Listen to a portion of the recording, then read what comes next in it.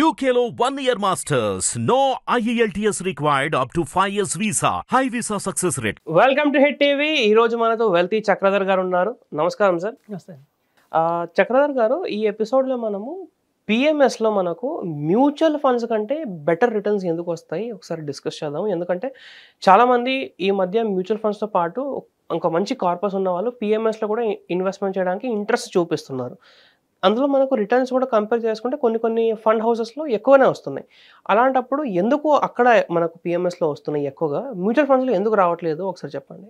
PMS అంటే portfolio management services అండి.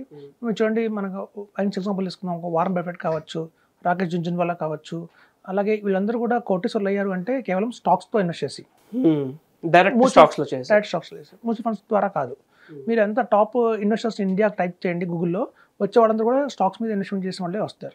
So వాళ్ళు కూడా ఏమన్నా చాలా స్టాక్స్ కొంటున్నారంటే కాదు.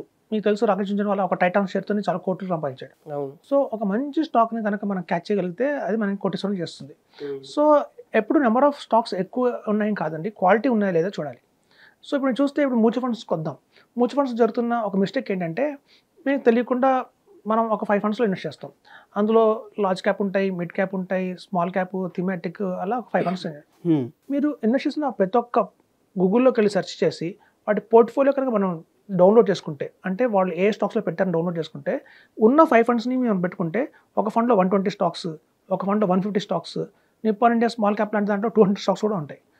అట్లా మీకు చూస్తే స్టాక్స్ ఒక 5 ఫండ్స్ తీసుకున్నారనుకోండి, ఇలా పక్కన పెడితే మనకి ప్రతి ఒక్క దాంట్లో 100+ స్టాక్సే ఉంటాయి. సో 100+ స్టాక్స్ ఉంటాయి ప్రతి ఒక్క పోర్ట్ఫోలియోలో, ప్రతి ఒక్క ఫండ్లో. కామన్గా అన్నిట్లోనూ ఒక 50 స్టాక్స్ అయితే కామన్ ఉంటాయి. దగ్గర మనకు తెలియకుండానే 450 ఫండ్స్లో మనం ఇన్వెస్ట్ చేస్తున్నాం. 450 స్టాక్స్లో చేస్తున్నాం. వేరే పిఎంఎస్లో ఏంటంటే అన్ని ఫిల్టర్ అవుతాయండి. అన్ని స్టాక్స్ అయితే ఉండవు, కేవలం క్వాలిటీ స్టాక్స్ మాత్రమే 20 ఉంటాయి. ఒక లార్జ్ క్యాప్ పోర్ట్ఫోలియో తీసుకుంటే, అలాగే mid cap or multi cap portfolio తీసుకుంటే ఒక 20 ఉంటాయి. మనం చెప్పేది ఏంటంటే, పిఎంఎస్లో కూడా మీరు మనకు ఆప్షన్స్ ఉన్నాయి, మల్టీ క్యాప్ స్ట్రాటజీ అలాంటి ఆప్షన్స్ ఉన్నాయి. అలాంటి 2 స్ట్రాటజీస్ కనుక తీసుకుంటే దగ్గర 40 స్టాక్స్ అయితే వస్తాయి. సో మనకి చూడండి, 450 stocks versus 40 stocks, quality stocks. ఇప్పుడు చూడండి, మీకు మంచి ఎగ్జాంపుల్ చెప్తాను. అట్లా బండి మనం ఉందనుకుందాం, బుల్లక్ కార్ట్. మనం ఒక బుల్లక్ కార్ట్లో మనం 50 బస్తాలు వేయండి, 50 బ్యాగ్స్ వేయండి. ఇంకో బుల్లక్ కార్ట్లో 10 వేయండి బ్యాగ్స్. ఏది ఫాస్ట్గా వెళ్తుంది అంటే ఫాస్ట్గా వెళ్తుంది. 50 ఉన్నది లాగలేదు. సో సేమ్ ఇదేనండి ఇక్కడ కూడా. మ్యూచువల్ ఫండ్స్లో ఏంటంటే మనకి తెలియకుండా చాలా స్టాక్స్ మనం క్యారీ ఫార్వర్డ్ చేస్తాం. కాబట్టి ఏమవుతుందంటే అవి చాలా రిటర్న్స్, కొన్ని అవుట్ ఆఫ్ 450 స్టాక్స్లో 50 పర్ఫార్మ్ చేస్తాయి, కానీ 400 స్టాక్స్ ఫుల్ చేస్తాయి. సో లాస్ ఉన్నవి ఇక్కడ కిందికి లాగేస్తుంది కాబట్టి తక్కువ రిటర్న్స్ వస్తాయి. సో మనకి పిఎంఎస్లో ఏంటంటే క్వాలిటీ స్టాక్స్ మాత్రమే ఉంటాయి. చర్నింగ్ కూడా బాగా చేయడానికి అవకాశం ఉంటుంది ఫండ్ మేనేజర్కి. హార్డ్లీ 20 స్టాక్సే కాబట్టి best of large cap, best of mid cap, best of small cap తీసుకుంటారు. మొమెంటమ్ ద్వారా కూడా ఆ టైంలో ఏది మొమెంటమ్ ఎక్కువ ఉంది వాటి వాల్యూ కూడా చూసి అట్లాంటి ఒక కాన్సన్ట్రేటెడ్ పోర్ట్ఫోలియో మనకు వస్తుంది కాబట్టి బాగుంటుంది. అయితే రిస్క్ ఎంత ఉందని చూస్తారు చాలామంది. ఇలా ఇన్ని ఉండడం వల్ల కొంచెం రిస్క్ కూడా తగ్గుతుంది కదా. 40 ఉంటే కనుక రిస్క్ ఎక్కువ ఉంటుంది అనుకుంటారు, కానీ అండి 40 ఇస్ రీజనబుల్ అండి. అవుట్ ఆఫ్ 40 పర్ఫామ్ చేయకపోతే ఒక హార్డ్లీ 4 or 5 పర్ఫామ్ చేయకపోవచ్చు, బట్ రిమైనింగ్ 35 ఉన్నాయి కదా స్టాక్స్, అవి చాలా టేక్ కేర్ చేస్తాయి. సో కాబట్టి రిస్క్ వైజ్ కూడా మనం తగ్గించాం. చూడండి, మనం 5 స్టాక్స్లో ఇన్వెస్ట్ చేయట్లేదు. 40 is reasonable good stocks. So కాబట్టి ఏంటంటే మనకి పిఎంఎస్లో మంచి రిటర్న్స్ వస్తాయండి. ఇంకోటి ఏంటంటే మన ట్యాక్స్ పాయింట్ ఆఫ్ వ్యూలో కూడా చూస్తే, మ్యూచువల్ ఫండ్స్ మనం ట్యాక్స్ ఎప్పుడు కడతామంటే లాంగ్ టర్మ్లో వెయిట్ చేసి, ఎప్పుడైతే మన కార్పస్ 2 CR 3 CR అయిందో అప్పుడు మనం ఎగ్జిట్ అయితే కనుక మొత్తం హోల్ కార్పస్ మీద ట్యాక్స్ కట్టాలి. కరెక్ట్. కానీ స్మాల్ పిఎంఎస్లో ఏంటంటే ఇయర్కి ఆ ఇయర్ ట్యాక్స్ ఉంటుంది. ఆ ఇయర్కి మొత్తం 20 స్టాక్స్ కావచ్చు, 40 స్టాక్స్ కావచ్చు. అందులో వాళ్ళు మొత్తం స్టాక్స్ అన్నీ అమ్మరు, కేవలం 4 స్టాక్స్ అమ్ముతారు.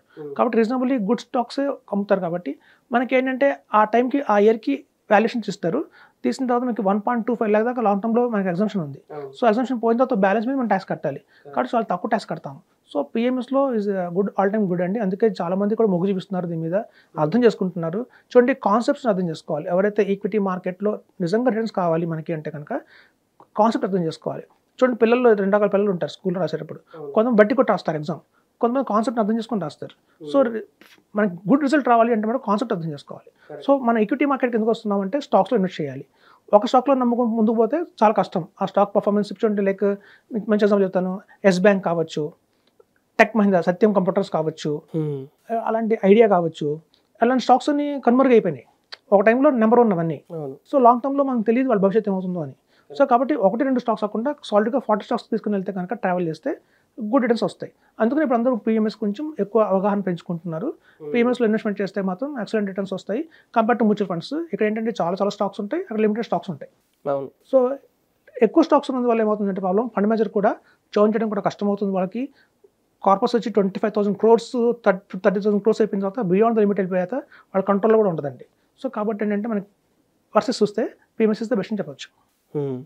సో చాలా మంచి పాయింట్స్ హైలైట్ చేశారు. ఇందులో ఒక ఇంపార్టెంట్ పాయింట్ కూడా మీరు చెప్పింది ఏంటంటే ట్యాక్స్ విషయానికి వస్తే మ్యూచువల్ ఫండ్లో ఒకటేసారి పెద్ద అమౌంట్ కట్టాలి ట్యాక్స్ వచ్చినప్పుడు లాంగ్ టర్మ్ క్యాపిటల్ గెయిన్స్. కానీ ఇందులో పిఎంఎస్లో ఏంటంటే ఎగ్జామ్షన్ 1.25 lakh దాటిన తర్వాత ఏదైతే చిన్న అమౌంట్ ఉంటుందో దానిపైన ఏ ఇయర్కి ఆ ఇయర్ మనం ట్యాక్స్ కట్టుకుంటూ వెళ్తాం కాబట్టి ఒకటేసారి ఆ పెద్ద బర్డన్ అనేది మన మీద పడదు అనమాట. సో ఇది కూడా ఒక ఇంపార్టెంట్ పాయింట్ ఇక్కడ మనము గమనించాలి.